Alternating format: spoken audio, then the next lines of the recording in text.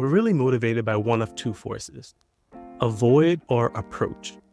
And so we approach what we desire, we avoid what we fear. Negativity is the underlying mindset of avoid, and the strength of negativity is that it serves to protect us and keep us safe. So stay back, don't try, don't risk. That's all to protect us. But if we're living in that negative space, we're never going to be able to tap into the optimism that's necessary for us to pursue our dreams and go after our goals.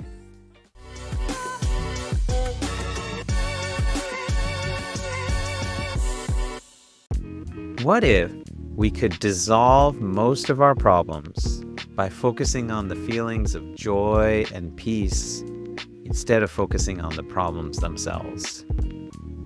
Dr. Rak here, and today on the Health Feast, I'm excited to welcome my good friend Charles Inniss. Charles is a certified health and wellness coach, and he holds a doctorate in physical therapy from Boston University.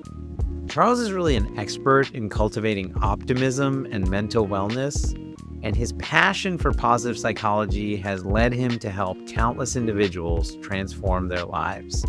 I met Charles at the annual American College of Lifestyle Medicine conference this past fall. Charles participated in a panel of health coaches on the opening night, and this really sparked a light bulb moment for me regarding how I think about mindset.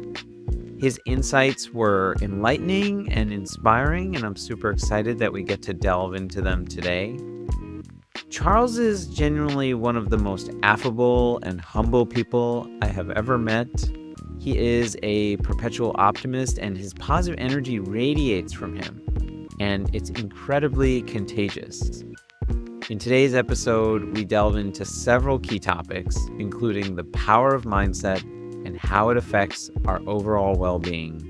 Charles shares some of his practical tips and his daily mental workouts that he uses to foster optimism in himself and in his clients. We also talk about how to find meaning in our work, even and especially in highly stressful environments.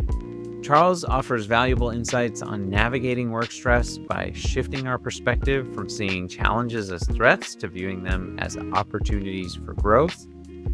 Additionally, Charles shares the importance of self-awareness and mindfulness in our emotional and mental wellness, and he provides us with some practical tips to help cultivate this foundational skill. We also explore the role of gratitude and self-compassion in building a resilient mindset and how these practices can lead to a more joyful and peaceful life. This episode is filled with Charles's personal anecdotes and actionable advice for transforming stress, depression, and anxiety into joy and peace. You may have to re-listen, and I might even recommend having something to take notes with because there is so much good stuff in this one. So, whether you're on a walk, maybe on your commute home, or cooling down after a workout, this episode is the perfect companion. It's full of wisdom and pearls on how to live a more fulfilling and joyful life. Get ready to feel uplifted and inspired by Charles Inniss. Let's do the show. Here we are.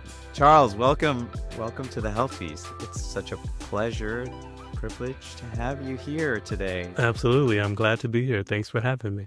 Yeah, and Po, meet Charles. Charles, meet Po. Charles, I'm What's up, looking Po? forward to this conversation.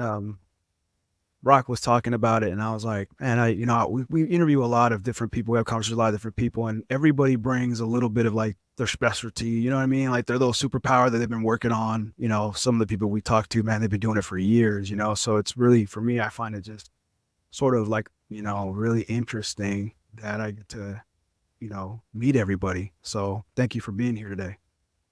Yeah, absolutely. My pleasure. Yeah, and so Charles, I mentioned in the introduction, but I'll just briefly say, I saw you speak this past year at our annual conference, the American College of Lifestyle Medicine conference. Po, how many people do I bring that I met from Almost either everybody. that conference or that society? I know. So many people, because there's so many good, amazing people. Yeah. But it was the opening night. It was a panel of health coaches. And I vaguely remember what other people said, but Charles, your words kind of just ingrained in me. And one thing you said in particular, which I hope we get into, was just that the way you defined mindset and how we think about our mindset. But after that, I was like, I got to meet this guy. I got to meet this guy.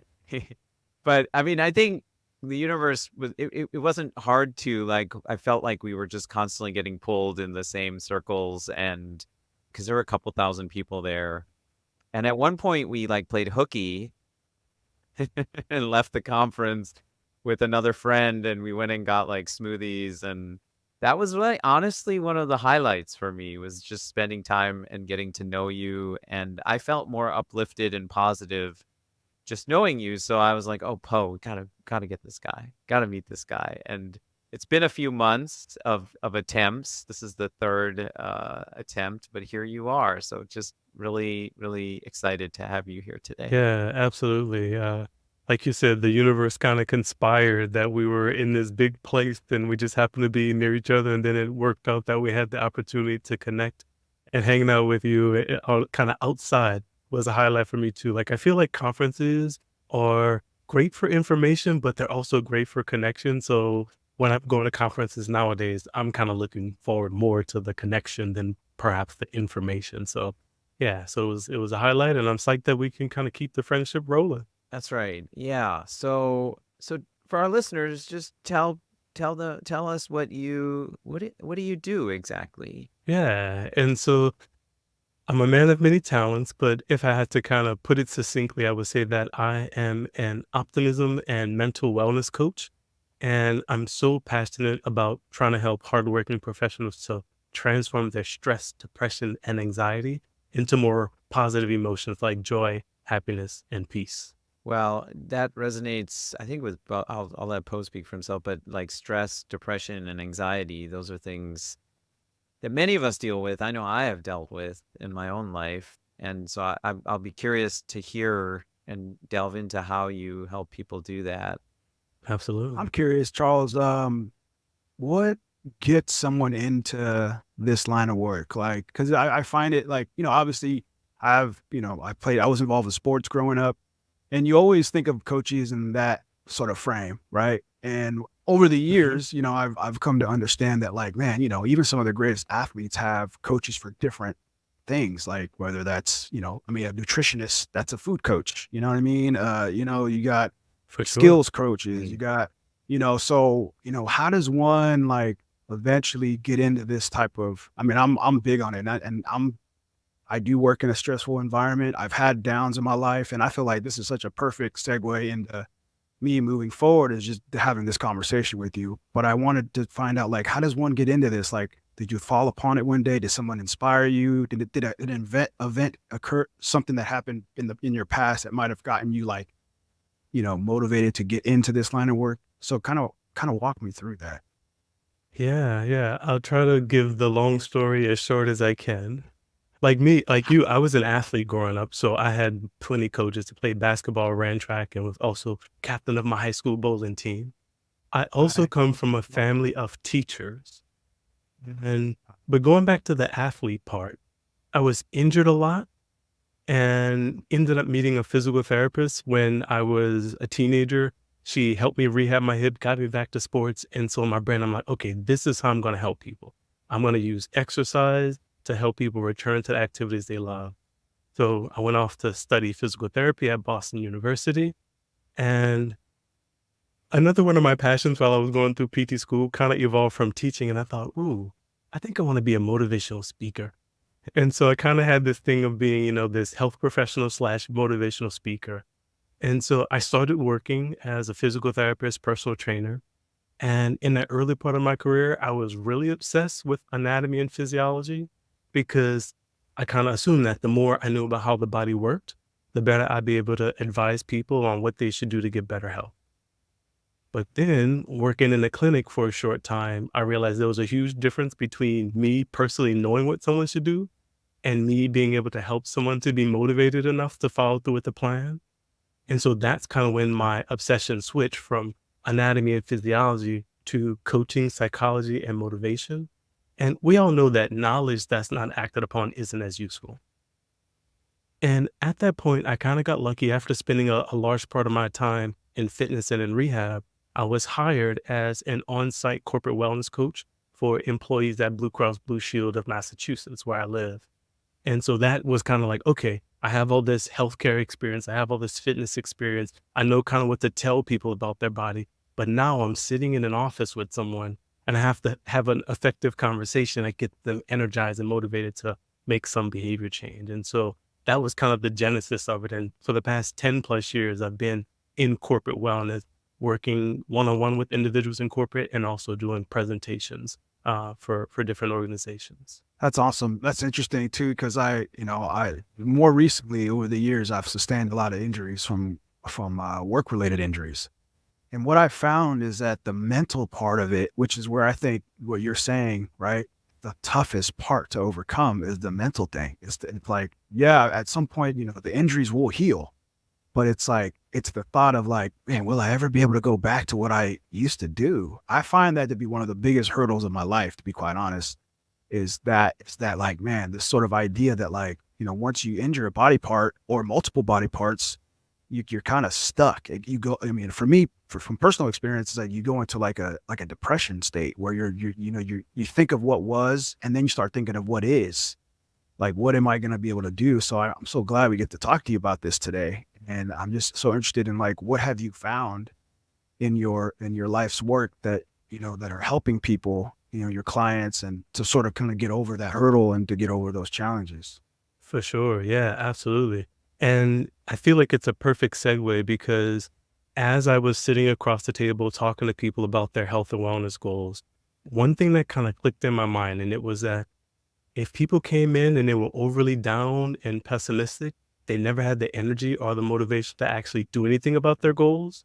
And so for me, that was this light bulb moment that, okay, as a coach, if I'm going to help support someone in feeling motivated to change, I have to help them develop the mindset that's conducive to positivity and change. And I would say that optimism is the key ingredient. Sometimes I say it this way.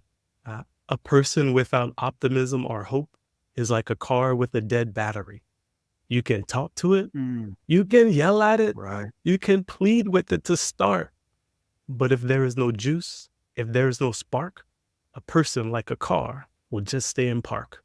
Dude, that I can relate. Wow. I was going to say that resonates with me very deeply. I don't know how many times I've been just stuck, paralyzed. And what is it? It's our thoughts and our feelings. And I'll ask you now, because you use the word mindset. And I heard you describe mindset in such a interesting and articulate way. And so for Poe and our listeners, I would love for you to kind of delve in, like somebody comes in and they are with that dead battery. Like, how do you approach mindset? I would love for you to delve into that. Absolutely. And I'm thinking about it in a couple ways, but one thing that I'll say, we all kind of know this, but our thinking affects everything. And so how we think about things influences how our body responds through the mind-body connection. How we think about things influences our emotional state, and how we think about things influences our behavior.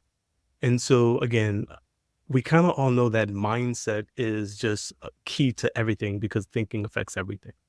And so if I had to say what the anatomy of thinking is, using my kind of PT language, the word that I use is mindset. And I would say that our mindset is a product of our focus and our story. What we focus on affects how we feel. Taking a step further, the story we tell about what we focus on affects how we feel. So of course, how we feel influences how we think and what we do.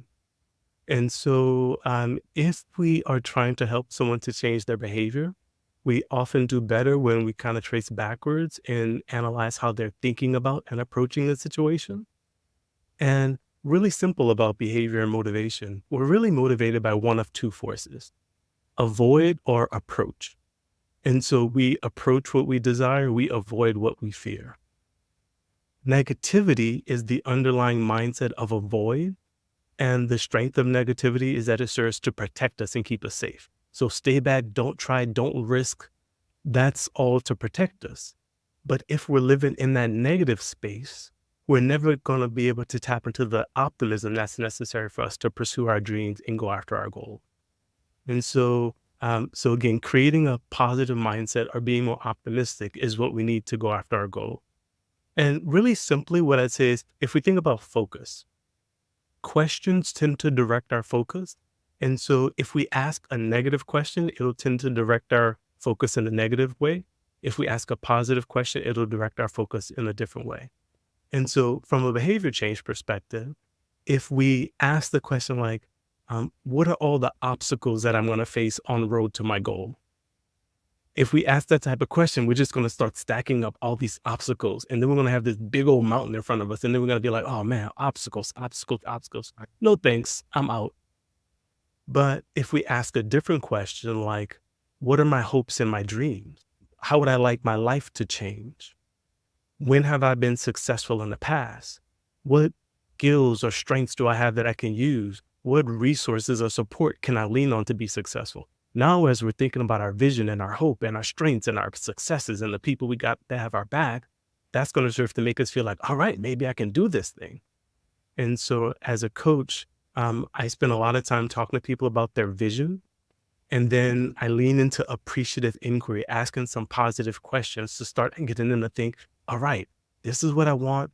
This is what I got to go after. And then they just naturally start feeling like they can, they get more hopeful and they feel like they can make some progress on their goals. Were you always this positive?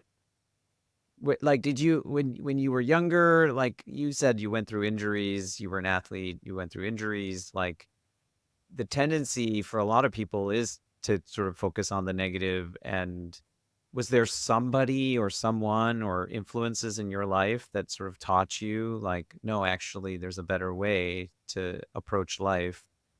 Yeah, it's so interesting because I've thought about this a couple of times. One thing that I know is there's the values in action strengths inventory that Martin Seligman and Chris Peterson kind of created to give us an idea about what our innate strengths were. And when I took the assessment, hope was my number 2 strength. And so in some Wow. ways that may be partly just part of my nature. I also Mhm. know my mom is pretty optimistic. And I think that living with a family of teachers, because teachers are used to taking everybody and they're just working and working and working, trying to help the person to develop. And so I think that being around that culture, I just always thought if I put my mind to it, I can develop and I can grow. And so I think that being around people like that gave me a growth mindset, which kind of fueled my hope a little bit. But yeah, so I do feel like I've been hopeful and ambitious and a dreamer for much of my life. Even though my dad's only 5'8" and I ended up being 5'8", I still wanted to make it to the NBA. I was out in the backyard in the rain shooting the hoops because, I Right, had a dream. right. I'm like, hey, Muggsy Bogues and Spud Webb, they're short Yeah. guys. Right. I'm like, maybe me. My question is, have you ever encountered in your life a time where you noticed that you were in like in a sort of like a depressive state, whether that be from an injury or any kind of life event that might have gotten you to where when you look back now, you're like, man, whether you knew it then how to be positive, or when you look from now to then, was it like, man, you could have changed a few things that were different now? I don't know if that makes sense. My question makes sense, but I was Yeah, just wanting to yeah. know if you had any No, experiences and personal experiences where, you might have needed either a coach yourself or you were able to get yourself out. for sure. Yeah, definitely many times throughout my life where I needed a coach. I felt blessed that I had a lot of mentors and elder family members that I could go to when I had hard times. But one time that kind of stands out to me, 2020. So 2020 started and I was so optimistic it was going to be a good year for me. I had just signed up for an additional coach training service and I was thinking, all right, this is the year I'm going to elevate myself as a coach. I had a job working at Blue Cross that I loved, and I felt like I was making a positive difference. And then, of course, the pandemic happened, and I felt this rush of anxiety and depression, more anxiety in the beginning because I was just worried about everybody. And then 6 months into the pandemic, I found out that my position was getting eliminated and anxiety came back. And this time brought its cousin, depression. And I felt lost. And of course, I couldn't travel. I was living alone. It wasn't like I could just reach out and just start something new. And my routine kind of ended up turning into get up in the morning, eat chocolate, binge Netflix, take a nap, get up, eat more chocolate, binge more Netflix. And I feel like for a couple months, like I didn't have any juice. I didn't have a spark. And I was just watching Netflix and eating chocolate. And then I was kind of scrolling through YouTube one day and I came across this video from a yogi and it said, joy or misery, it's your choice. And so I'm listening to the video and I'm like, yeah, I kind of know this message that I do have some choice about how I want to view and live life. And I was like, okay, I got to start doing something and I got to get myself out of this funk. And so the first thing I started doing, in addition to trying to just meditate a little bit more, was starting to go outside to work out first thing in the morning. And so as I started working my body, I kind of felt my energy coming back. But I was also like, nah, Charles, you got to also work out your mind. And so that's when I kind of said, I'm going to create my own first mindset workout routine. And so what I would do is I started journaling about what I was grateful for. I started repeating positive affirmations. I remember when I was coaching myself, I thought, what are the 3 words that signify how you want to live? And I wrote creativity, connection, and joy. And so like with those as my North Star, sometimes I'd be sitting there, meditating and I'd say, I seek joy. I am joy. I embrace joy. And I was just kind of trying to coach myself back from being this like person that wasn't joyful to a person that was more energetic. And after a couple of weeks, I felt like with the combination of moving a little bit more and working on my mind, I just started to feel this energy. I would like pop out of bed at 5:30 and I just felt this passion for life. And like, that was kind of the turning point. And since then, I feel like I've been pretty steady. Like, like things have happened in my life, but because I kind of have started putting some tools in place, when bad things happens, I go down, but I come back up pretty quickly. But I really wanted to say, like, I don't think I've ever heard anybody talk about a mental workout.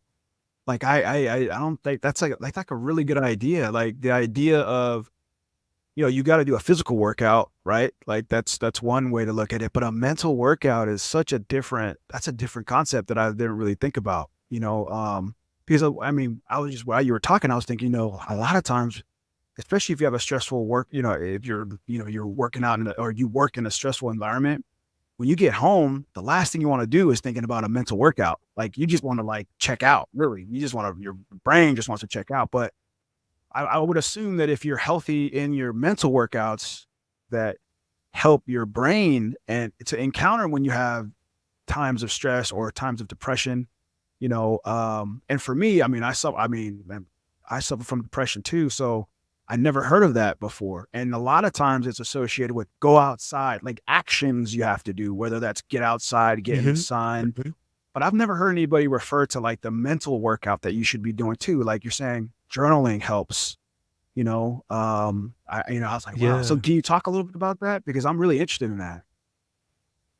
for sure. For sure. Yeah. You kind of picked up on this kind of transition I made from physical wellness to emotional wellness. And being a PT and a trainer, I love the idea of anatomy and muscles. And so similar, like you mentioned, just like we have physical muscles, we also have mental muscles. And what I would say is that our physical muscles generate movement and our mental muscles generate emotions.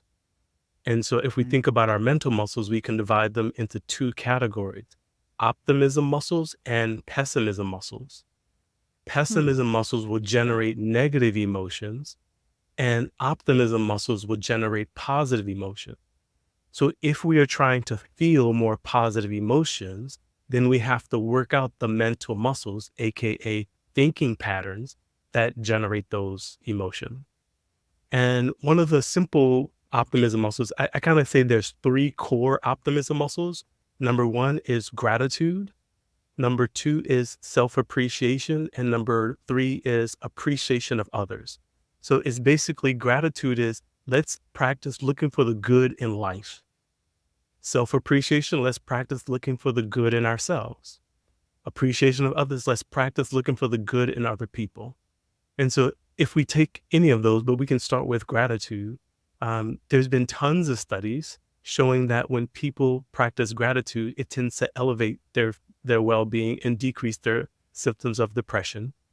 One simple study, they asked a bunch of people, they said, all right, we're looking for depressed people. And for the intervention, we want you to simply write 3 good things at the end of each day in a journal.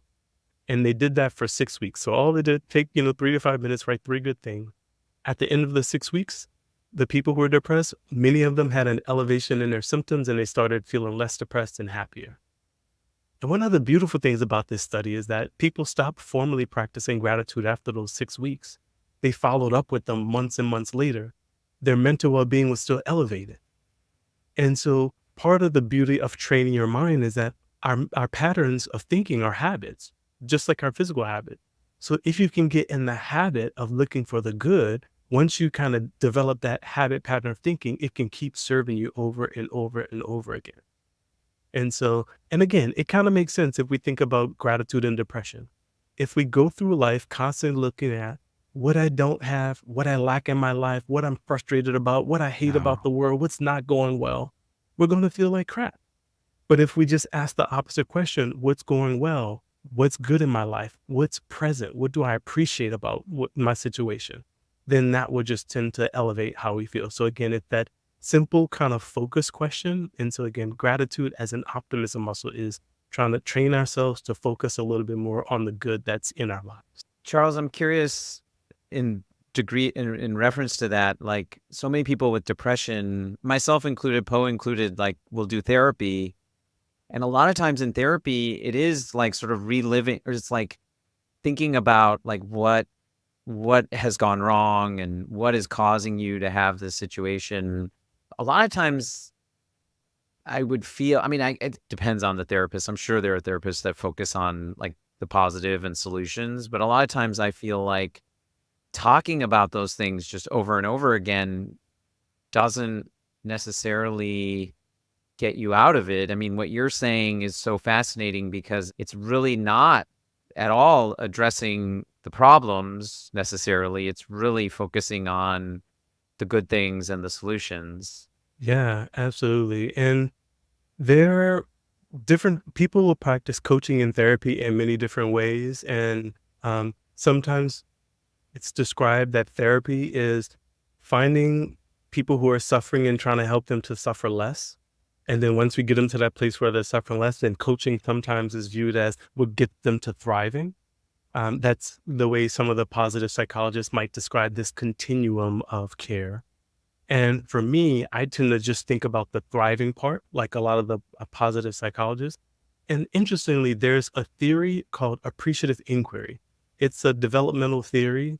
And one aspect of appreciative inquiry is that when we ask about or focus on a higher, wider interest, the problems become irrelevant. And so if we think about, for example, this might not be the best example to just pop into my mind. Me and my desire to work out. I was thinking about making it to the NBA. The fact that I was 5'8", it wasn't even relevant because the dream was just so enticing, Charles, only, 1 out of 3 million people make it. That was irrelevant to me. I was just driven by this dream and this passion. And so when we ask people about what their hopes and their dreams are, where they want to go, what they want more of, sure, sometimes we need to ask about the obstacles, but they tend to be less relevant when we're really focused on going in that positive direction. That's it. It's almost like so the positive pulls you forward in such a way that it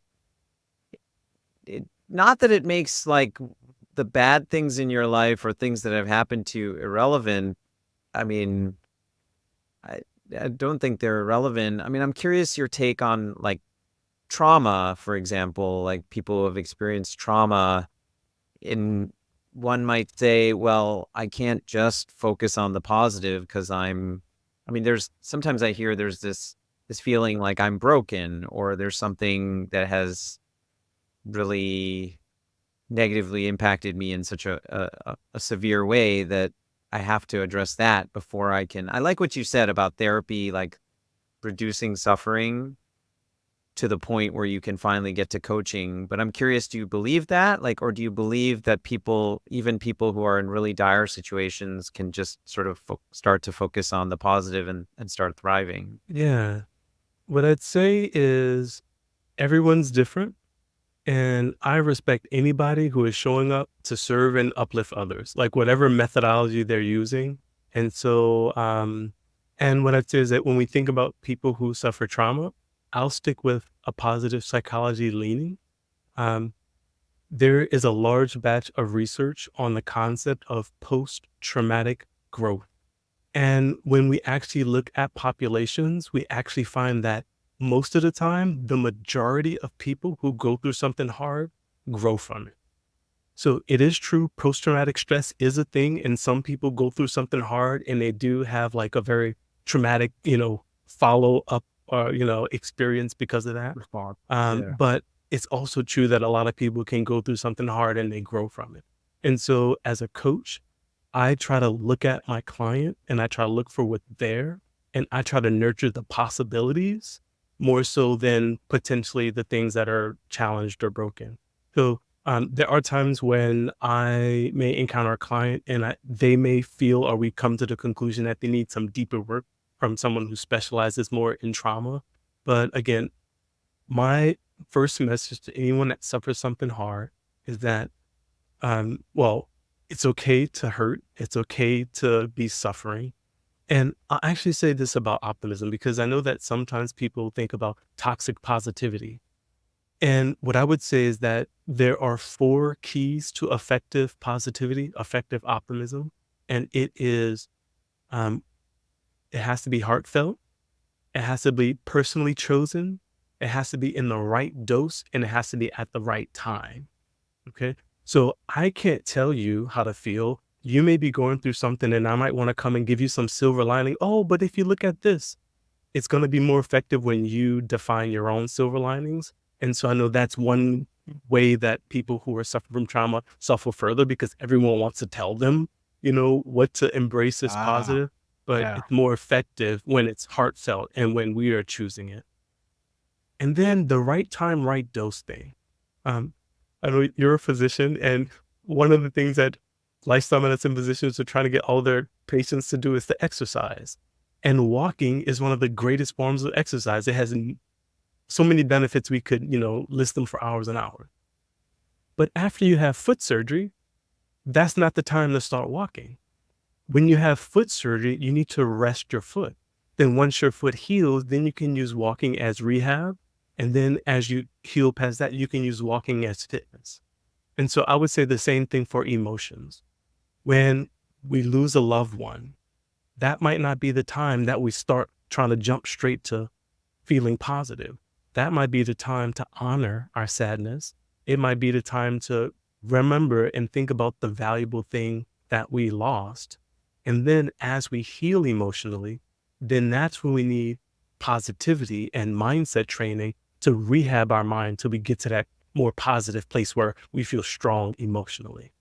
Yeah, I think I connect with that and can relate. More recently, I was going through a really tough time. And I remember he was always there and always talking to me, trying to get me out. I felt like I was in like a pit. That's how I would describe depression is like you're in this pit, and you're trying to get out. Absolutely. But, the timing, just wasn't the time. I don't know. And even no matter how much, I knew about, positive, like being positive, like I've always been a positive person. During this time, I just wasn't. And I even was going as far as like, I couldn't do the podcast because I was just like, man, I can't bring this energy that I have to the podcast and not being present because I'm still thinking about all this, the anxiety and the stress that I was dealing with a work-related injury. And so now I'm better, but the timing at the time when Rak was like trying to like, are you, talking to me, it wasn't the right time. And now, obviously Yeah. mindsets changed, a little bit different. So I can totally relate to that timing point that you're making is that because there would be times when I'd be talking to people and I'd be like, okay, and I'd go online, like trying to, when you're in that pit, the way I describe my depression is when you're in that pit, you're really searching. You're also trying to search, but even no matter how much you search, And if you're not ready for it, if you're not open to accept whatever it is that you're listening to help, it doesn't do anything. And so that's a really key Yeah. point. Yeah. And one of the things that I kind of say when we're in that pit is hopefully we can use our mindfulness to realize that we're hurting. And in that pit, to me, one of the best strategies is just to comfort ourselves, to try to self-care, to try to whatever it is that we need for support. We don't have to change. We just need to think, what do I need for Right. support? So again, even if it's just we're sitting with our family, not talking to them, we're not trying to change, we're just there because we need their support. Or if it's just whatever it may be that we're doing to just ask for support or just try to treat ourselves kindly before we start trying to climb back up the mountain. But yeah, it can be tough too because I'm thinking that often if we are in the pit and we treat ourselves negatively, then that kind Oh of keeps man. us in a pit. So, and if I think about this, another optimism muscle, self-compassion versus self-hatred. And so when we are just, oh, I hate myself for being this way, it's natural. We're criticizing ourselves because we're not at our best. But if we can start to be like, okay, I'm okay and I'm going through something. And even though I'm not at my best, I still accept myself. I still love myself. And when the time is right, I know I'm going to get back. And so if we can start to encourage ourselves in that more positive way, then that might lessen our time in the pit. Wow, that's really cool. I love that you're describing this as like rehab too, like thinking about the stages someone's in, right? We Grief. think about Yeah. this in behavior change a lot. Like, is someone ready for change? Yeah, or Mhm. where are they in terms of their stages of grief? And it's similar, like, is somebody ready to thrive? Like, there's a time, like you're saying, there's a time and there's a place for it, and they may not be, and they may not have actually fully acknowledged and sat with what is Absolutely. in a way that allows them to move past it, allows them to get to this place of growth. For sure. And we add in the thought about right dose. I think that's another place where people kind of go astray. And it's with everything, every type of change. So if I'm in a dark place and I try to say, oh, everything's perfect, oh, that might be too big a dose to swallow. Just like if I haven't worked out and now I'm going to go run a Oh yeah. marathon or I'm going to lift 500 Right. pounds. It's like, and so a lot of times this is just natural when we want to grow. We want to grow as fast as possible, but sometimes we need Mhm. the little dose. And so like as we're trying to cultivate our positivity, sometimes we just need to the little dose, the little dose, the little dose, and then we start that part of our brain gets stronger. And then once it gets a little stronger, okay, give me some more weights, give me some more weights. All right, now I got the heavy weights. But you can't just always jump to the heavy weights, even when it comes to trying to cultivate positivity. Sometimes it's just that spark, just that glimmer. And as a coach, that's kind of the beautiful thing is like, if I can just like find that little spark, kind of fan the flame, I'm like, ooh, there we go. Now Yeah, we got a little something man. going now. And then the person can see that, oh, I see the light. And I'm like, all right, well, let's just keep adding a little bit on it. And then the fire kind of Mm. grows that way. But it all has to start with that one little spark. Yeah, I mean, what you're describing is what we often say in behavior changes, like you're meeting people where they're at, Absolutely.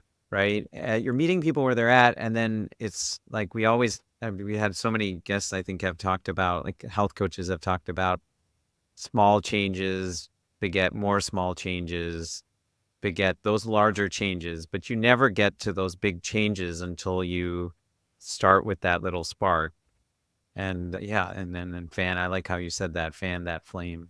Yeah, Right. absolutely. Now, have you ever encountered, like, I would say that in my experience with depression, although I would be in the pit amongst it, I would also there was always a little bit of me that believes at some point, like, I have to go in order to get through it. I got to go through it.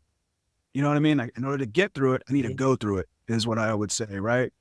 And even though in the moment I wouldn't see it, but Yeah.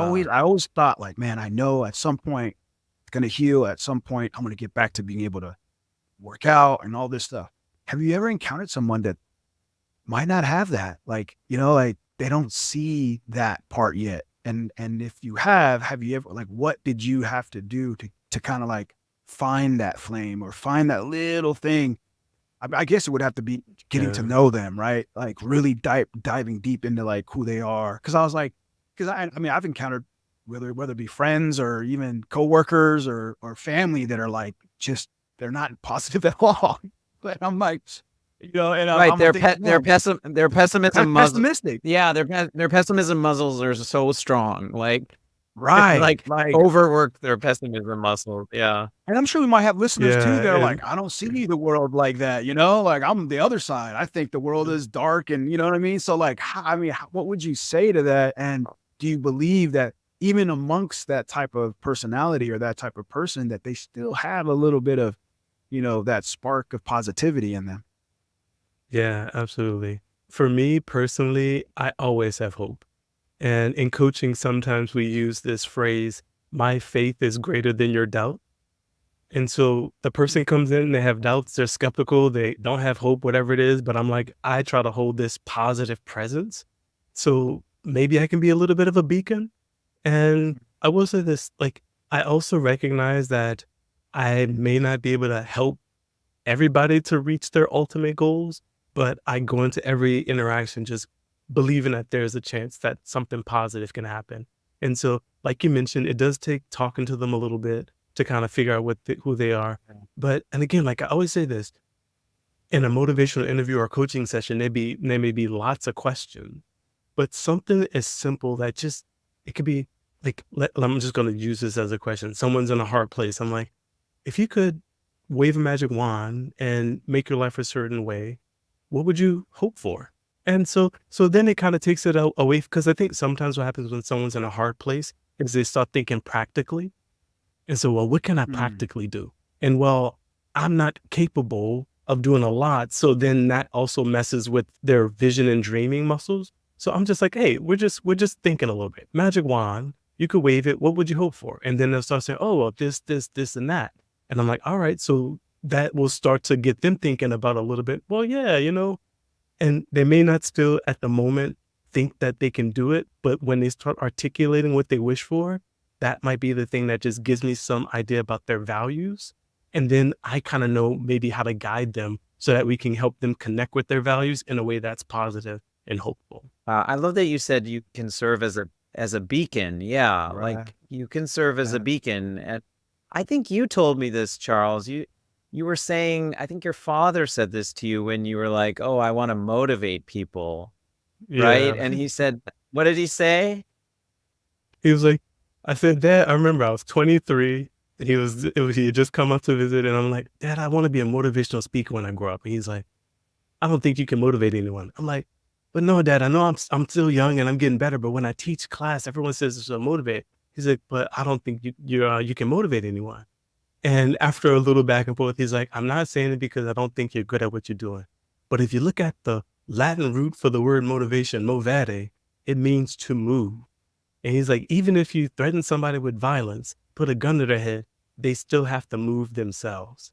And so then he said, well, you might inspire people to move. And I'm like, well, then I want to be an inspirational speaker. And he's like, okay, you can do that. And so, I mean, I Yeah. use the word motivation kind of interchangeably with inspiration, but Yeah. I'm aware that as a coach, my job is to just simply show up and coach, be the best mirror I can be for the person so that they can see themselves clearly, and just simply ask questions so that they can get in touch with how they're thinking about a situation. And then they can decide what they want to do with it. And so I know that people will feel more motivated or inspired when they're in a relationship, but it's maybe partly my presence, but then also just me just trying to help them get in touch with what moves them and then supporting them on their journey forward. No, that story stuck with me. And actually now, because Poe, we've talked about this, like we use this technique in behavior change called motivational interviewing. It's a style of, right, where I'll do this with you a lot, like when we're talking and you ask questions that elicit their underlying motivation and their desire to change.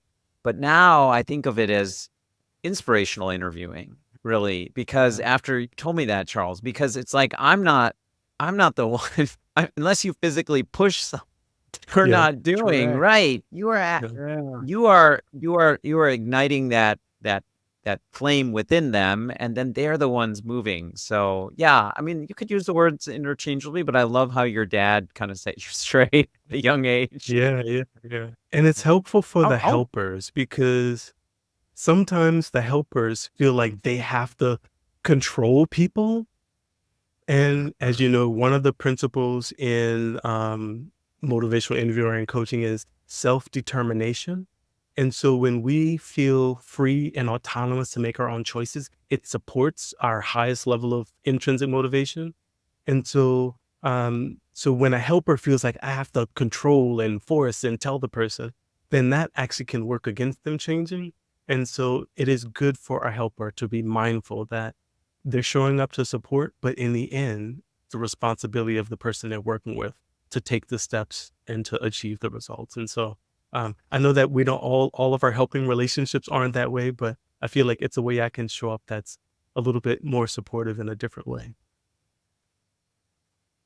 No, I like that. And as you were talking about that, I started thinking about parenting and having, 4 kids Mm. and thinking, well, now I'll say they're all inspired by different things. I usually say they're all motivated differently, but now I'll use the word inspired differently because they're very different kids. They have different motivators or inspirations, and some respond differently because I have 4. So 2 of them respond differently to certain things, and the other 2 respond completely different to certain things. And so in listening to you today, I'm thinking, okay, instead of like trying to motivate them to clean their rooms or, you know what I mean? Get outside and go play instead of staying in the room. I should be thinking in terms of like, well, how do I inspire that in them? Right. And, yeah, I just haven't. I always apply that to like every time I talk to people, and we have these interesting conversations. I'm always applying it to my life and like how I can utilize these For ideas sure. in my own journey in life. So it's a very interesting take on motivation and how your dad was like, "Nah, you can't move away." And I thought that's so true. I can't move my kids to do stuff like if at the end of the day they have to decide for themselves to move, or do whatever task they need For to sure. take do the chores and all that, but. Yeah, now I'm just sort of thinking of it in a different way. The mindset has changed regarding motivation. For sure. For sure. And as you bring up this word mindset again, I know we've kind of been talking about it recently about motivation, which I think is important because if we want to thrive, we need the right mindset to thrive. But I think we could also expand the conversation about mindset and positive emotion. And so, and I know I talked about working out your mindset. So again, so we talked a little bit about depression and gratitude. And the way I kind of started thinking about it, going back to my physical therapy and fitness roots, is that there's 3 ways we can work out our mindset. And I call them, well, thinking, speaking, and writing. And I refer to thinking as strength training for your mind, speaking as cardio for your mind, and writing as stretching for your mind. And so if we think, and I know you just mentioned about your kids, Cole, like in school, how do we get students to learn? All right, I'm asking you a question, teachers asking you questions, or you're saying ABCs over and over again, or you're writing down in your notes. And so we can train our brain and we learn by thinking, speaking, and writing. And so if we want to train our brain to go down a positive path, then we can use any of those tools. And so from a thinking perspective, I mentioned earlier that questions direct our focus. And so what I would say is that we can simply use a positive question as our weights. Hmm. And so a lot of times people are going through their day and they're only asking themselves negative questions. What went wrong? Mm. What's this thing? Problem. I And so it's like, all right, yeah. if we're used to asking all the negative questions, we just got to put on a positive question. What went well today? What am I grateful for? Who did I help? How did I serve? What's good in my life? And so we ask that question. Then from a speaking perspective, this going to sound silly. I know a lot of people like music, and I don't know if your listeners, what'll come to their mind or yours if I say, Sweet Caroline. Da, da, da. Yeah, Yeah. right? Yeah. Automatically. Yeah. Right. And it's funny too with kids, how like I have a bunch of teachers and they're like, they notice only every rap the word to every rap song, but they don't know, the capitals. And it's like, because Yeah. if you're listening to and singing a song over and over again, it just gets wired in your brain. And what happens for a lot of us with our emotional wellness is we're singing the negative song. Woe is me, my life sucks, everything's bad, world's going to hell in a handbasket. And so that's the song we're singing. And so something happens and boom, we just go Sweet Carolina, we just finish it off. But if we start to practice saying more positive things, then it's just easier for the brain to go in that direction. And then lastly, when we think about writing, of course, speaking and thinking use different neural pathways than writing. And I actually saw an article recently that was saying that going to tablets and having people type is potentially decreasing our youth's command of the English language, because there's something tactile about writing out a letter that just ingrains the principles and the fundamentals in your brain that's different from just like tapping on a keyboard. And so it was lamenting the getting rid of cursive and lamenting getting rid of handwriting for the purpose of just regular academic and cognitive development.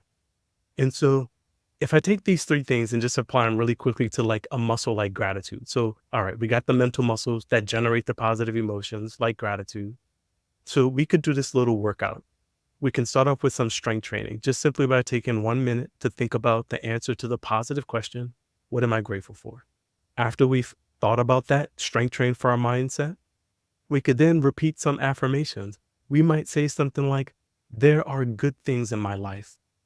I am grateful for all the good in my life. I am truly blessed. And if we repetitively say that as our song, we're going to get up and be like, you know what, there's good things in my life.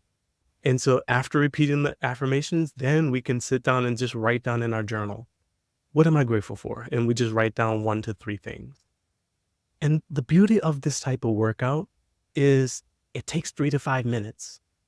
And when we think back to some of the studies on gratitude, people weren't spending hours and hours a day. They were just writing 3 good things.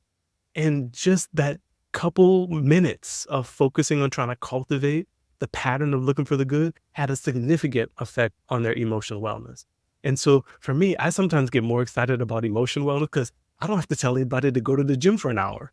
Dr. Rock knows, Yeah. just basic sedentary, like 30 minutes a day, 5 days a week is the recommendation for just base fitness. But for gratitude and optimism and mental well-being, we might be able to get there in 5 minutes a day. Yeah, I'm curious. Now, you've alluded to it, but I'm so curious about your personal practices and how you cultivate this. I know you probably have a gratitude practice, but talk us through your kind of mental workouts. Yeah, absolutely. And I'm thinking I might even add another little thing in here for you. So when we think about our emotions, if I said the anatomy of our emotions, I would say that our emotions are created by the interplay between our body, our mind, and our behavior. And so all of those things influence each other, and all of those things influence our emotions. And of course, emotions influence all those things.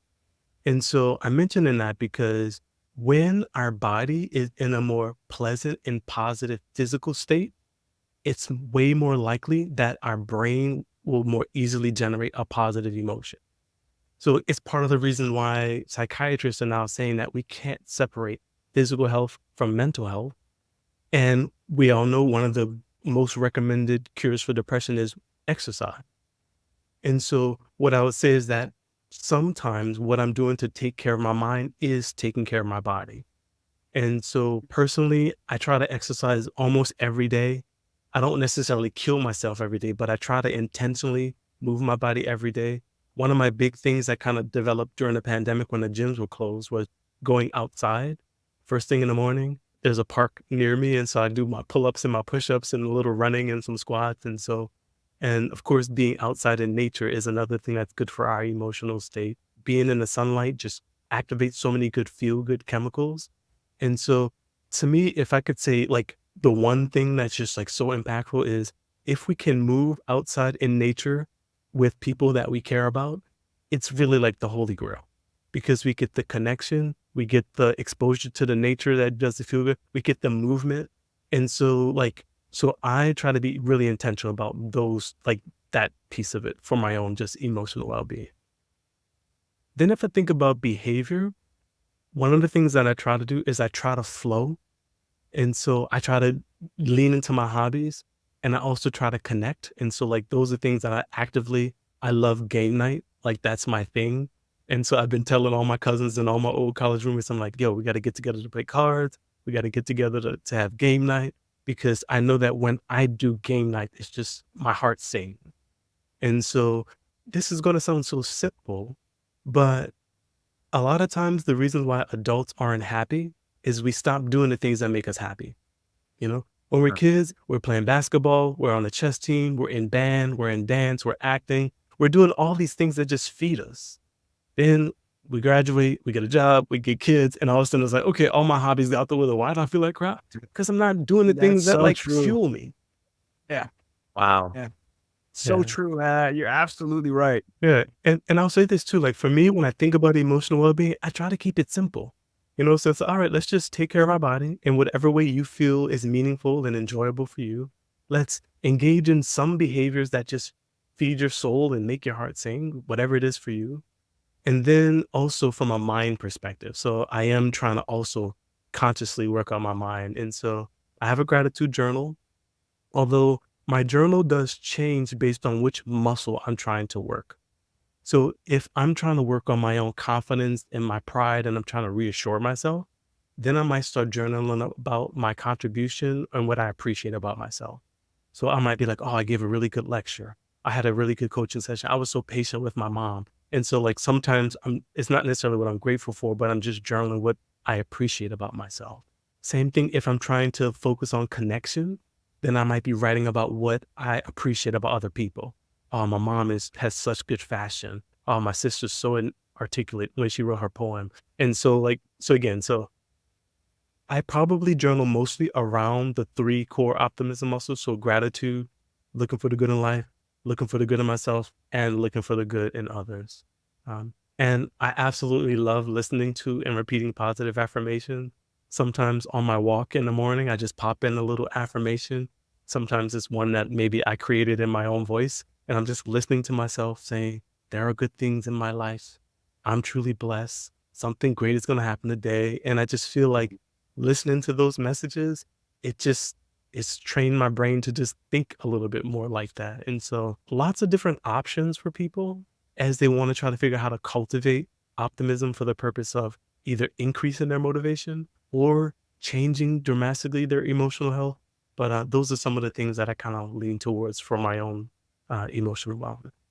That's awesome. I was going to say, like, I mean, you have to, well, I don't know if you have to be, but would you say that one should definitely be, because you seem very self-aware, like, which I feel like is something, is a quality that I think you need to have in order to be, I don't know, I don't want to say successful, but at least in order to be working on your emotional well-being, you have to have some level of self-awareness. Would you say so? Yeah, absolutely. It's so important. And I know it's funny. I talk about the three core optimism muscles, but then I add in a bunch of things. But one of the muscles that I also talk about is mindfulness. Yeah. Mhm. And for me, mindfulness is important because without it, you can't make intentional change. So anytime you want to be intentional about your change, you have to be aware.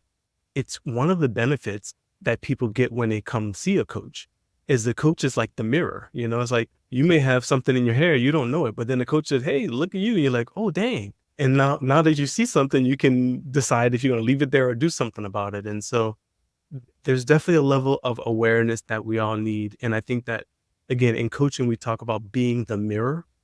And Mhm. so through our conversation, we want to just show people, this is what I see you saying. This is what I hear in your story so that they can get more clarity and maybe get some more self-awareness when someone else is kind of looking versus them kind of looking through their own blind spots. Yeah, that's a really great point, Poe. And I hear that. Like, how can one even make changes or focus on being more positive if they don't understand their current thought processes, if they don't catch all these negative stories that they're telling themselves. And for someone, I mean, yeah, I hear you, like a coach can serve as a mirror, but what other, like I have a meditation practice. I think that's been helpful. Are these skills you work on with people, like how to cultivate their awareness? Yeah, absolutely. And as you mentioned meditation, it's one of the it's a great tool for mindfulness. Um, and I'll say I love meditation. Sometimes I talk about it through the lens of breathing exercises because meditation gets a little bit like that. Like, am I doing it right? Sure. And then that dissuades people. But if we, for example, doing a balanced breath to ground ourselves, equal inhale, equal exhale. I'm just going to say 5 and 5. So if I'm inhaling for 5, exhaling for 5, and that's my breathing exercise, the act of paying attention to and counting my breaths trains the brain to be better at focusing and to be better at being aware. And so sometimes people who do mindfulness practices find that they're just more naturally aware because they're practicing. And I would say that when someone's meditating, the goal isn't to clear your mind. The goal is to train it for some type of focus. And so Um, sometimes we might be focusing on our breath to help with our awareness. And I'll just add this in. If I think about a mindset meditation, it would be training the brain to try to adopt a certain mindset. So we can train our brain to focus, we can train our brain to be aware, and we can train our brain to go down certain thinking paths. And mhm. so when I'm working with people, I am often recommending something that is helping with their awareness. In addition, the questions are the thing that can be helpful even for people if they're not in a coaching relationship. And so if we think about the question of what do I hope for? Or how do I want to be? Actually, I'll use this question because from an emotional well-being perspective, it's one of the ones that I use a lot, the one I use for myself. And I asked someone, okay, if you think about emotionally, how do you want to be? Often people will say, well, I don't want to be stressed. I don't want to be anxious. I don't want to be depressed. I say, okay, that's great. You've identified the feelings that you don't want to have. I'm curious if you were to look at those words and think about their positive opposite, what would you like to feel instead? And so then the person starts thinking, I've been thinking I don't want to be stressed, but oh, I want to be calm. I want to be grounded. I want to be confident or whatever it is that they come up with. And so asking a question like, how do I want to be emotionally? What's my values? And that can start to set up. And so again, in coaching, I'm helping people to become aware by asking questions, but people can simply sit in contemplation and ask their own question and do some discovery that way to kind of figure out, which direction they want to go. And if they need help, then have a conversation with someone that you respect, some mentor, someone that you trust, or potentially a coach to just help you whenever you get stuck. But we can definitely learn a lot from spending some time in contemplation. I don't want to be a pessimist or negative, but I am curious, like, do you ever work with someone, you spend a lot of time with them, you do all these things, you ask the right questions, and they just sort of tell you this isn't working or it just doesn't click with them? I don't know. I mean, I encounter that sometimes in like the work I do, and I just, in those situations, I have to remind myself that you can't help everyone. And I don't know, or can you? I'm curious how your experience has been. I'm thinking of a couple of things, and I think this could be helpful for any helper, especially in a Mhm. profession. One of the stories that started really resonating with me as I spent some time in corporate wellness was the story of the little girl and the starfish. And so, if you don't know the story, here's how it goes. There's a little girl, she's walking along the shore and she see all of these starfish that are like in the sand, burning up in the hot sun. So she reaches down, she grabs one, she throws it back in the ocean. She reaches down, she grabs one, she throws it back in the ocean. And she comes across an older man on the shore and he's like, what are you doing? She's like, I'm saving starfish. Boop. And he's like, you can't really make a difference. Look at how long this beach is. There's millions and millions of starfish, and like you're just wasting your time. You really can't make a difference. She reaches down, grabs a starfish. I can make a difference to this one. And when I started, I remember this like 1999, and I remember my declaration. It was like, as a health professional, I'm gonna bend the obesity curve down. Like that was what I like. I wrote it. It was my mission. I'm like, I'm gonna be on a mission. I'm just gonna get wellness, and then after a while, I'm like, oh shoot. I don't really have a whole lot of control over all of that stuff. Uh, And I think that sometimes when a helper thinks that in order for me to make a contribution, I have to change everything in the world and everybody Right. has to be perfect, then we get cynical, we get jaded, we get mm, burnt out, frustrated. And so I was like, okay, I'm just going to show up, try to serve the person in front of me. Plus, it's not my responsibility, it's their life. And again, I feel deeply for people, but I've kind of let go of this idea that I have to change the world and have everybody be perfect. And that's given me some peace. And so I always show up with everyone. I do my best to serve them. And yeah, sometimes people don't click. Sometimes they're in whatever season they're in. But I still try to remain mm. hopeful and I try to create a story about the whole situation that leaves me feeling good and empowered. And but yeah, but nobody's perfect, and we're never going to find a helping professional that's going to help everybody. That's right. That's a beautiful story. And that little girl, yeah, she should keep going. That's right. That's what I tell myself in those situations too. I say, yeah, I can't necessarily help everyone, but you just need to keep going and you can help many more people if you keep going. For sure. Rock, I know we talked about the ripple effect, and that's another beautiful thing that you just might never know. My grandfather was a principal. I mentioned to come from a family of teachers, and I forget the author of this quote, but it was something to the effect of, "A teacher never knows where their influence lies. They affect eternity." And so, if we think about it, like we teach, serve one person, what good are they putting out in the world because we help them? Like we just don't know. And then what good is their good doing? And so that's another thing that gives me some comfort is that I may be working with one person at a time, or I may be addressing one audience at a time. But if I can inspire them, even if it's just for like a day, what positivity can they then bring to the hundreds or thousands of people that they encounter? I 100% relate. I mean, it's just so true because if you think about it, the people that you're helping are still making decisions in their life that's affecting their life. And maybe you may not see it on an everyday thing, but whatever positive influence, and there's also a lot of negative influence. Obviously, it goes both ways, right? There's negative influences and For there's sure. positive influences. I used to work with kids fresh out of juvenile hall. It was one of the most rewarding Mm, jobs I've ever had. And I learned that real in my early 20s that, even though, it was like 12 to 15 kids that we were dealing with that we were helping trying to kind of rehabilitate them out of the system. I thought, and it was like, it wasn't a really well paid job, but there was a lot of intrinsic rewards and just helping them learn how to fill out an application, learn how to, dress up for an interview, yeah, like all these little things. Now, there's a few that I still keep in contact now that have grown and had families, you know what I mean? And like how they're yeah, showing up yeah. for their families.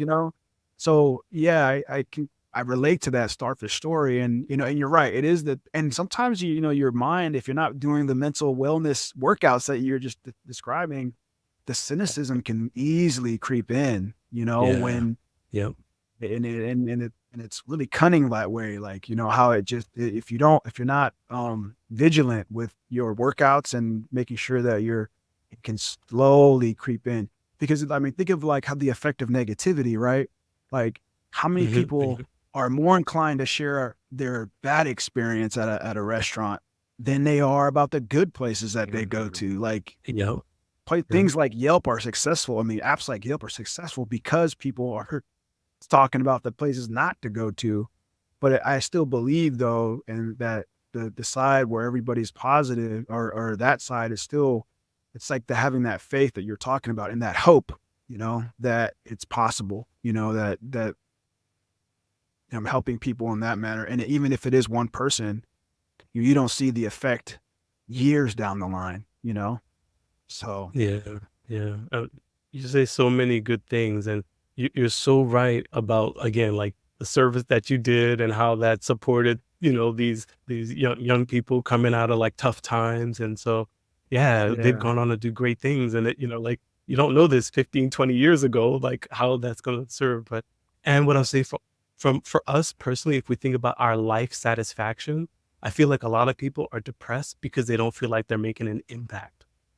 And by thinking about the stories when we made an impact, even if it was a long time ago, that can make us feel less depressed. Cause it's like we're contributing or we Right. contributed. You have your strengths, you have your gifts, you poured it out for these kids and like, and what a beautiful thing that happened. And so I'm often asking people to think about their contributions in a positive way.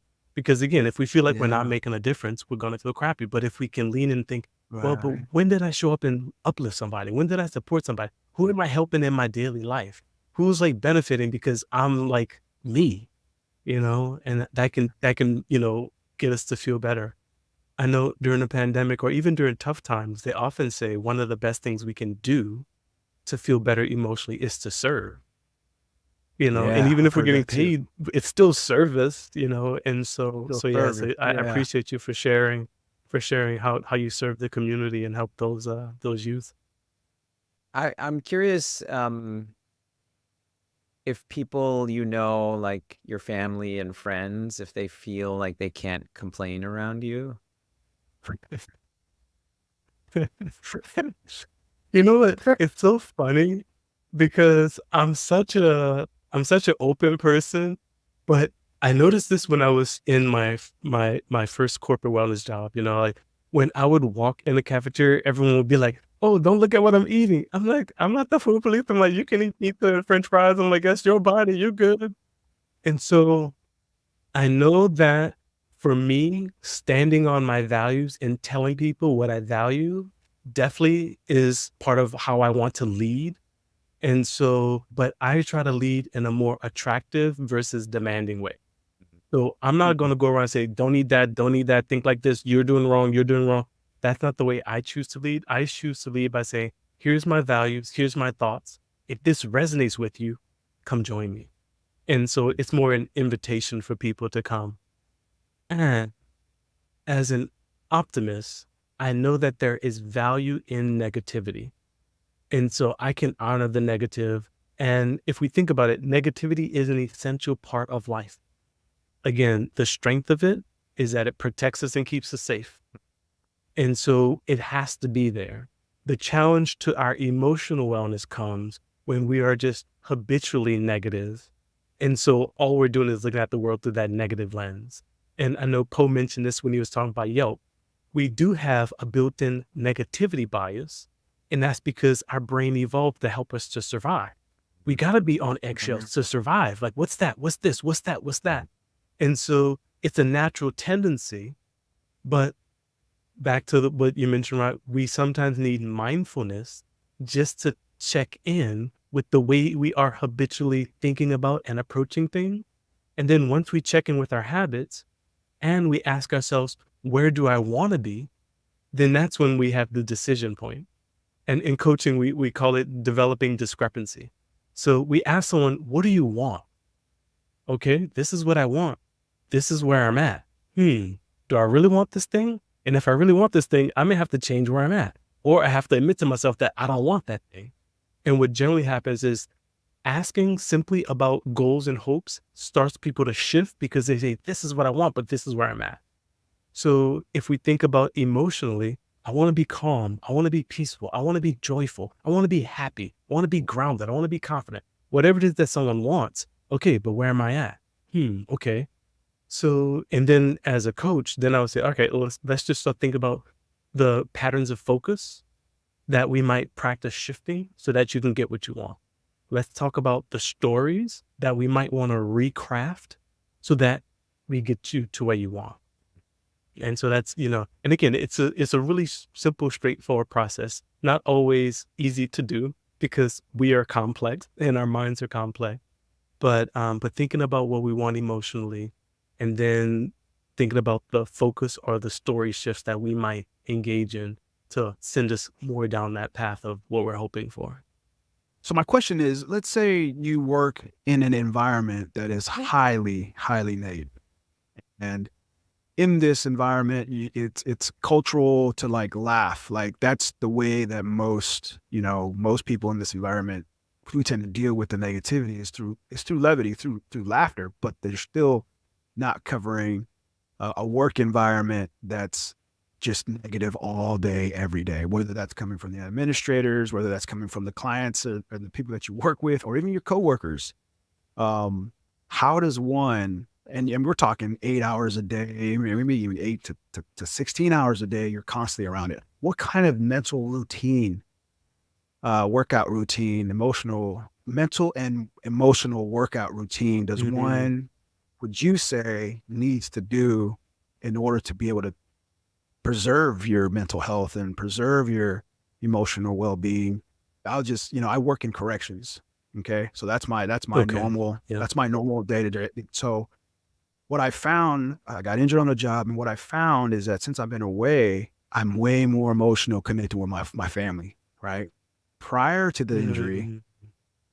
you're like a robot. Literally, you're like a robot. Like, Yeah. you can't Yeah. be emotional because you have to be able to make decisions like without the emotional process. You have to be able to react. You have to be able to come to the conclusion, and that's whether that's through verbally, like talking to the some of the inmates or the clientele, or even like something happens, you have to react. So there's no time to like process it until after, and then even after, you're so like wound up that you don't even deal with that. You Yeah. just tuck it away or push to the side, or you just keep moving forward. That's the one thing we always say: you just got to keep moving forward.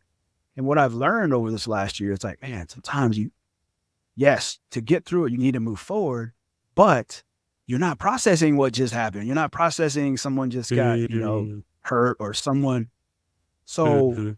and I love what you're talking, because before I got into this line of work, I was an extremely optimistic, positive person, right? And since I've been in it, Yeah. it's just been like, dude, like it's emotionally and mentally taxing Mhm. walking in For this sure. environment. And I'm glad that we're getting to this point where now I'm like, okay, well, what do you do with that? Because, I'm due back here. I'm not sure when yet, but I'm supposed to be going back.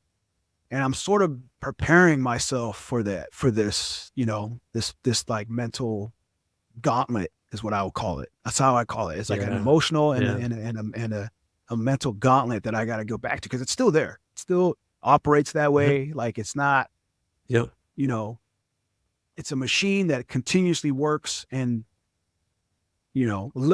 shorter, or other than leaving the job altogether, how does one go into that environment and be able to like come out and be able to be a father, someone who's connected to their kids, connected to their wife, you know. So I really, I Yeah. know it's a pretty big Absolutely. question, but I really I want your take on it, because I'm sure you've encountered people that are either past military or ex law enforcement, or even a high stress corporate Yeah. job can be that way. For So sure. what would you For say? sure. Yeah. Yeah. No, I can empathize with the story. And I think that a lot of people can relate to that, being in a job that just has built-in emotional challenges, built-in, stressful situation. I think about healthcare workers, especially during the height Same of the thing. pandemic, Yeah. and it's like, okay, and like it's just go, go, go, 24, 24, 24, 24. And so I think that a lot of people um, are experiencing their greatest amount of stress connected to their work.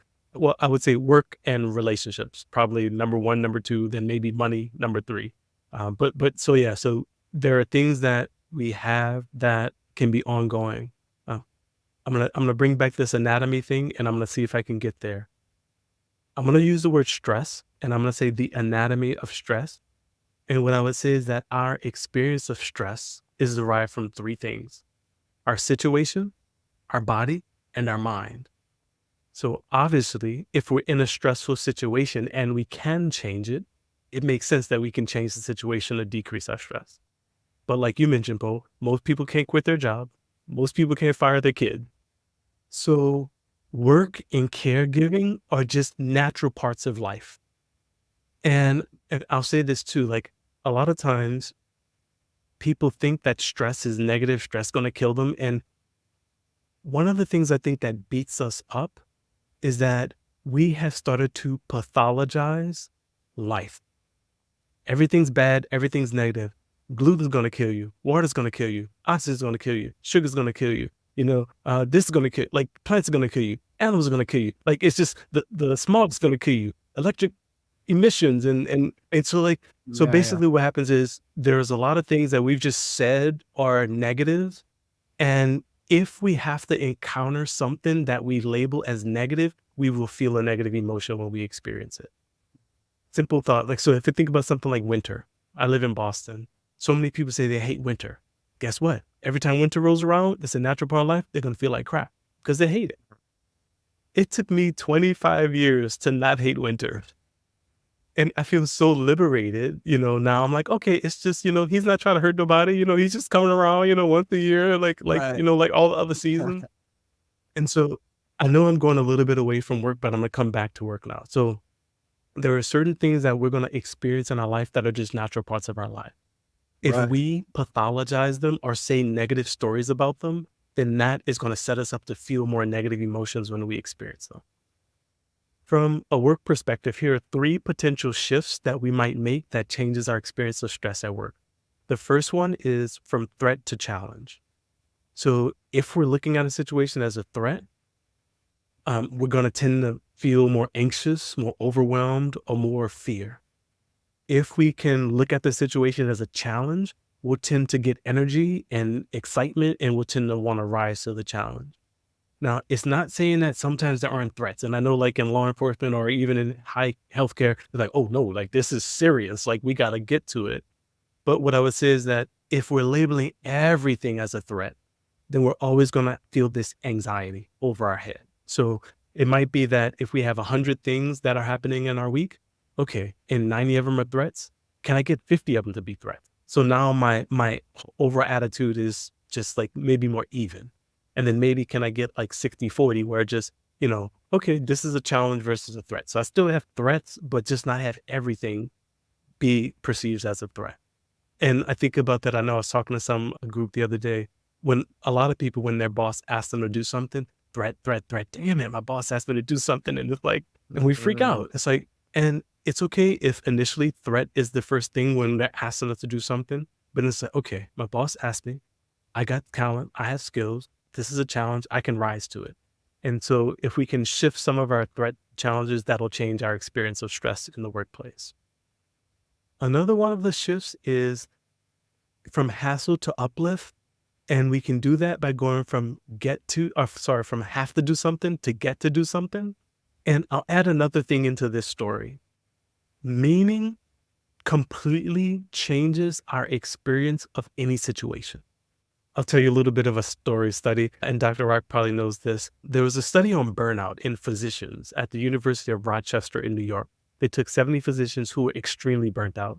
So based on the burnout inventory, they were at 33 average burnout. For context, in the general population, average man is 15, average woman is 20. So these doctors were pretty much twice as burnt out as the average person. And it makes sense. ER docs are on call. They're dealing with, terminally ill patients. They're having tough conversations with families. They have to do with, the bureaucracy and challenges of healthcare and insurance companies. And so they said, okay, we want to try to support their burnout. And the intervention was simple. They started meeting. They met once a week for the first 8 weeks. And they did some breathing and some mindfulness.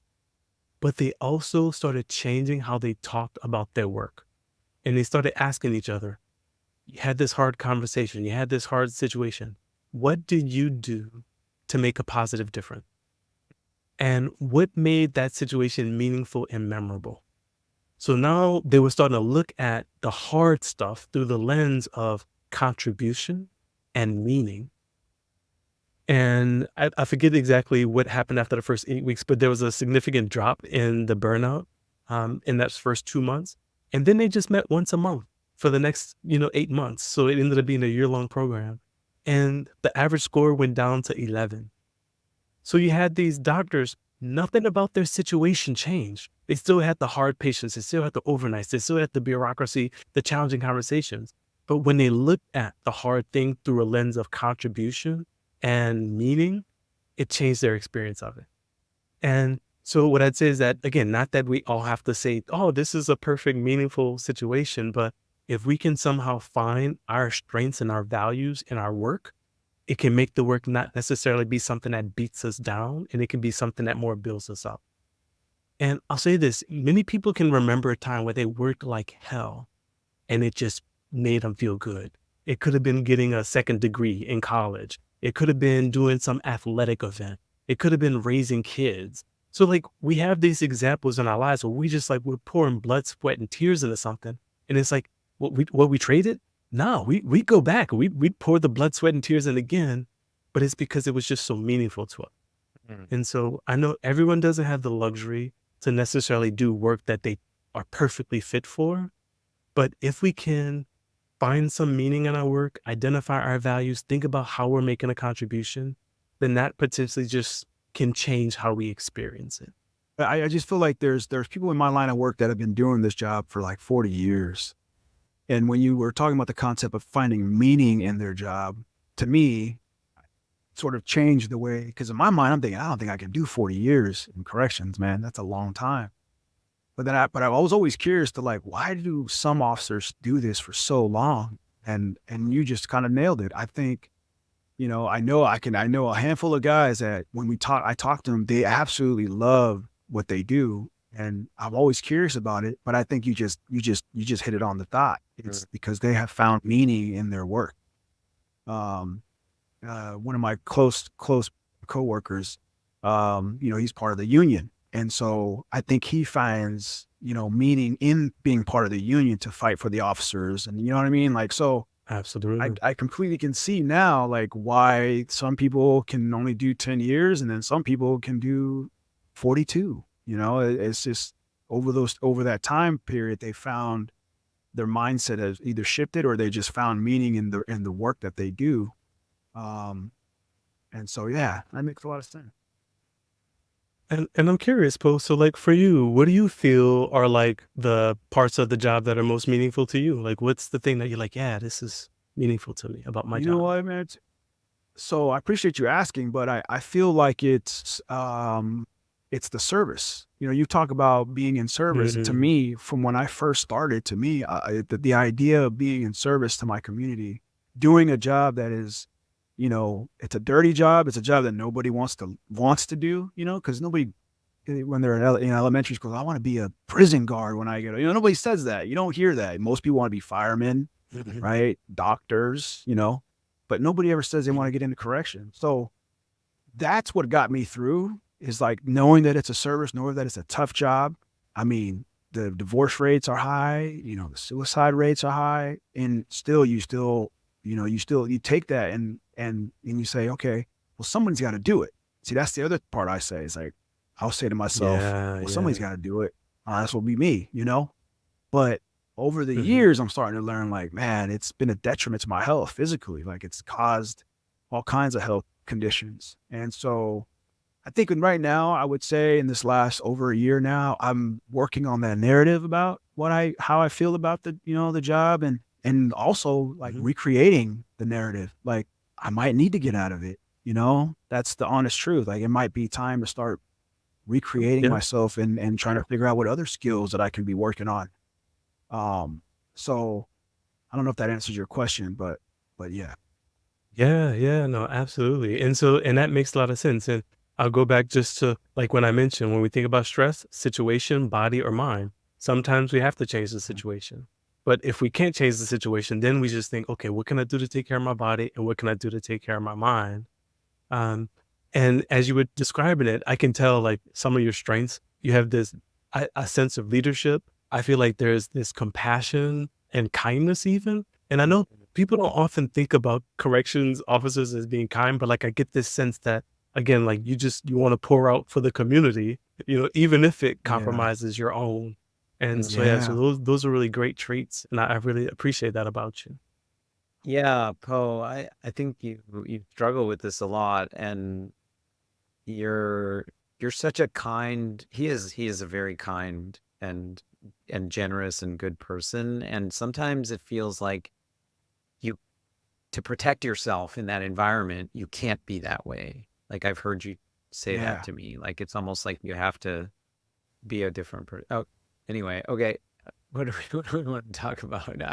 Oh, Maybe we'll mhm. transition to our final question that we ask everyone who comes on the show, that we ask everyone who comes on the show. So, Charles, you're coming to our health feast. You're at the health feast, but you're coming to a communal health feast that we're having, and we ask everyone to bring their mindset tip or their life philosophy, and instead of a dish. Although some of our guests have told us that screw that, we're bringing we're bringing food, but um, right, every so often. What is Charles bringing to the health feast? Yeah, it's a great question. And I love the analogy of, getting experts together and just kind of bringing something that can help to nourish people, nourish their soul, nourish their mind. Right. And this is something that I just believe that our ability to cultivate optimism and positivity is the most important skill connected to well-being. And I also believe that a short daily optimism workout has the potential to dramatically transform someone's mental and emotional health. Yeah, and you have resources to help people do that. Let me share a little bit about what you offer. A lot of Yeah, where free people find stuff you. that you, yeah. Yeah, yeah, absolutely. And so my website is charlesinniss.com. And I wrote an ebook called A Happy Mind: How to Train Your Brain for Joy, Happiness, and Peace. And so I've outlined plenty of the kind of ideas in our conversation. But if someone wanted to get started trying to transform their stress, depression, and anxiety into joy, happiness, and peace, they can get a copy of my ebook, A Happy Mind, for free on my website. I also have a YouTube channel that is a fledgling YouTube channel, but it's a passion of mine. And so on it, I'm doing some positive affirmations, some guided meditations, and also some conversations about mental and emotional wellness. And so that's another place people can go to get some of my content. And then lastly, if there happen to be any professionals who are kind of, looking to connect on LinkedIn, I'm also on LinkedIn. But I'd say my website and YouTube are probably the primary places where people want to get some more positivity from me. That's awesome. Yeah, we'll connect. We'll make sure to provide all those links to your website and your free guide, your free ebook, and your email list and all of that. And I just wanna. I'm feeling very uplifted, seriously, from this Yeah. conversation, because it could be so easy to go through your day to day and your routine, and we, as you've both said, like, have this negativity bias to really focus on all the things that are going wrong, your doubts, your fears. And it's like you said, like, we can do that. We're so used to doing that, but we can practice this other skill and this other muscle. And I'm feeling inspired, I'll say, to really to throw myself into that a little bit more, because when you do that, I think everything else then gets better. You look at the, like, sort of what you're creating. I love that you're creating, like, you're helping people see aspirations in their life. Like, Sure. aspirations, both like, what do I want to create in my reality, but also what do I want to create in terms of what I feel, in terms of how I experience this life. And so that's powerful. That's because at the end of the day, like, you can go through this life. I think you quoted someone or you said somebody, and you can have this misery and suffering, or you can go through this life and feel joy. And I think we all want to feel more joy in our life. We need a little bit more Charles Inniss in our life. Yeah, absolutely. And again, one of the things that I think is just so beautiful is that it doesn't have to be big. It just has to be that one little spark that starts turning us into that direction, that positive direction, and it can make all the difference for us and for the people that we come in contact with.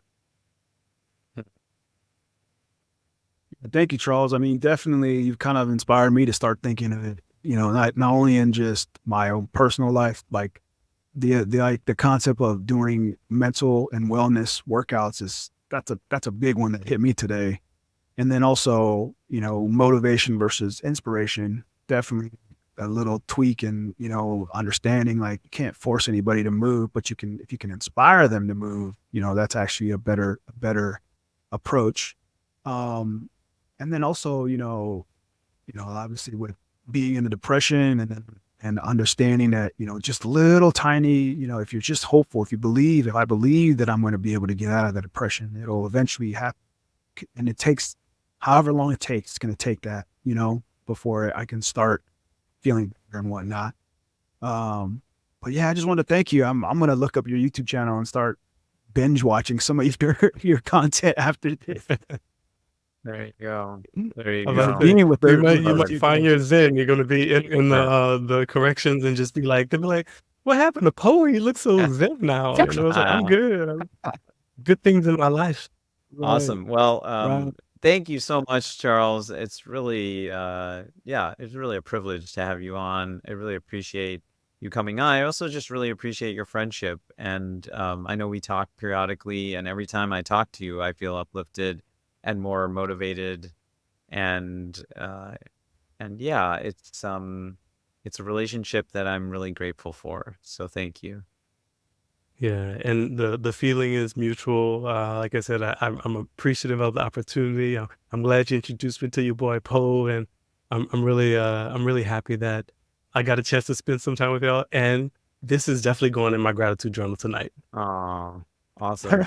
All right. Well, we do our little requisite fist bump to Yep. the camera. Bam. Boom. Yeah, nice. I think we're going to have you on again. I'm game. Definitely. For our listeners, you can do us a favor by subscribing on your favorite podcast platform and giving us a 5-star rating and sharing these episodes with your friends and family.